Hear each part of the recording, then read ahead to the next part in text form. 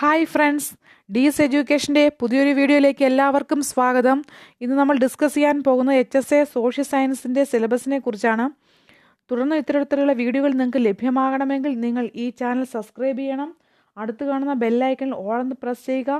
എങ്കിൽ മാത്രമേ അപ്ലോഡ് ചെയ്യുന്ന വീഡിയോകളുടെ നോട്ടിഫിക്കേഷൻ നിങ്ങൾക്ക് കിട്ടുകയുള്ളൂ.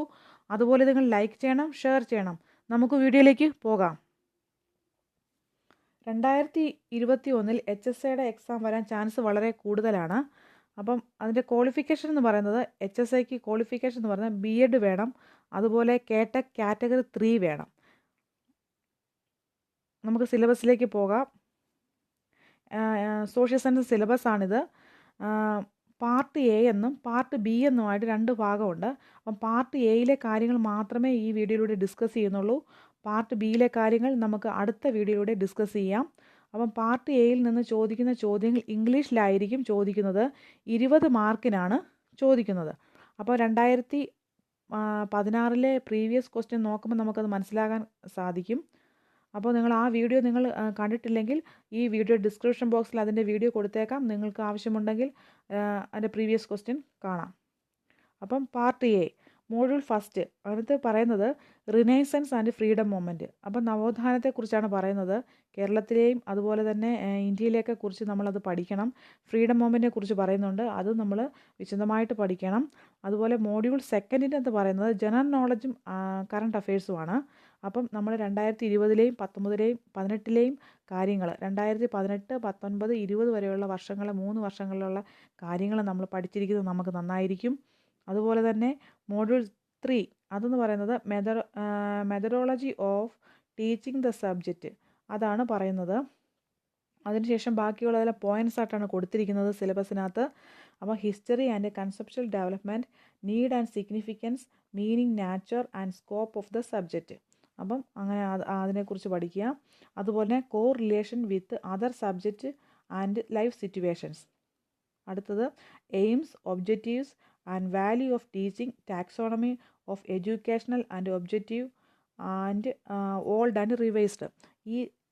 ഈ സിലബസ് കിട്ടാത്തവരുണ്ടെങ്കിൽ നിങ്ങൾ ഈ സിലബസ് നോട്ട്ബുക്കിലേക്ക് എഴുതി വയ്ക്കുക.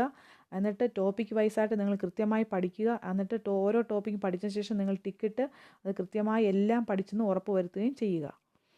ഇതിൻ്റെ ബാക്കി ഭാഗമാണ് ഇത് കൊടുത്തിരിക്കുന്നത്.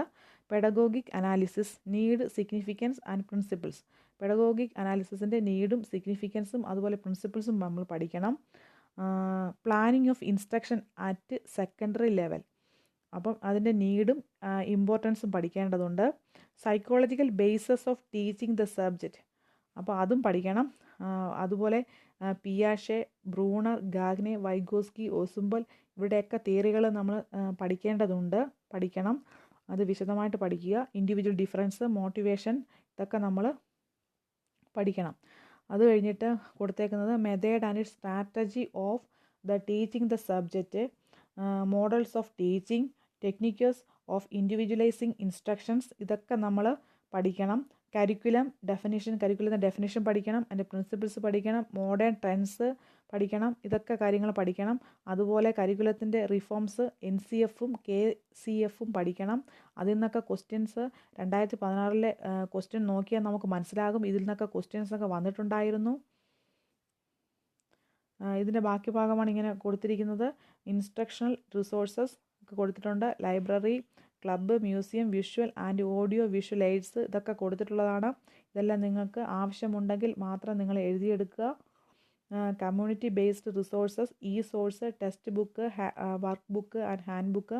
അതുപോലെ assessment, evaluation, concept, purpose, type, principles ഇതൊക്കെ നമ്മൾ ഓരോന്നും പഠിക്കേണ്ടതുണ്ട്. പഠിക്കുക. ഓരോന്നും നിങ്ങൾ വിശദമായിട്ട് പഠിക്കണം. ഇത് നിങ്ങൾക്ക് എന്തായാലും ഉപകാരപ്പെടും. അതുപോലെ തന്നെ modern techniques, CCE and grading tools and techniques, quality of good test, type of test items, അതുപോലെ evaluation of project, seminar and assignment, achievement test, diagnosis test, construction അതിൻ്റെ അച്ചീവ്മെൻറ്റിൻ്റെയും ഡയഗ്നോസിൻ്റെയും കൺസ്ട്രക്ഷൻ ക്യാരക്ടറിസ്റ്റിക്സ് ഇതൊക്കെ നമ്മൾ പഠിക്കണം. ഇൻ്റർപ്രിട്ടേഷൻസ് ആൻഡ് റെമഡിയേഷൻസ് ഇതൊക്കെ നമ്മൾ പഠിക്കണം. അതുപോലെ ടീച്ചറിൻ്റെ ക്വാളിറ്റീസ് പഠിക്കണം. അതുപോലെ ഡിഫറെൻറ്റ് റോൾസ് പഠിക്കണം. പേഴ്സണൽ ക്വാളിറ്റീസ് പഠിക്കുക. അതുപോലെ എസൻഷ്യൽ ടീച്ചിങ് സ്കില്ല് പഠിക്കുക, മൈക്രോ ടീച്ചിങ് ആക്ഷൻ റിസർച്ച്. ഇതൊക്കെയാണ് പാർട്ട് എയിൽ നിന്നും ചോദിക്കുന്ന കാര്യങ്ങൾ. ഇത് പാർട്ട് എയിൽ ഇത്രയും മാത്രമേ ഉള്ളൂ. അപ്പോൾ ഇത് നിങ്ങൾക്ക് ആവശ്യമുണ്ടെങ്കിൽ നിങ്ങൾ എഴുതിയെടുത്ത ശേഷം നിങ്ങൾ കൃത്യമായി പഠിക്കാൻ ശ്രമിക്കുക. ഈ സിലബസ് അനുസരിച്ചുള്ള ക്ലാസ്സുകൾ ഈ വീഡിയോ ഇതിൽ നമുക്ക് അപ്ലോഡ് ചെയ്യുന്നതായിരിക്കും. നിങ്ങളെല്ലാവരും ഈ വീഡിയോ കാണുക. Thanks for watching.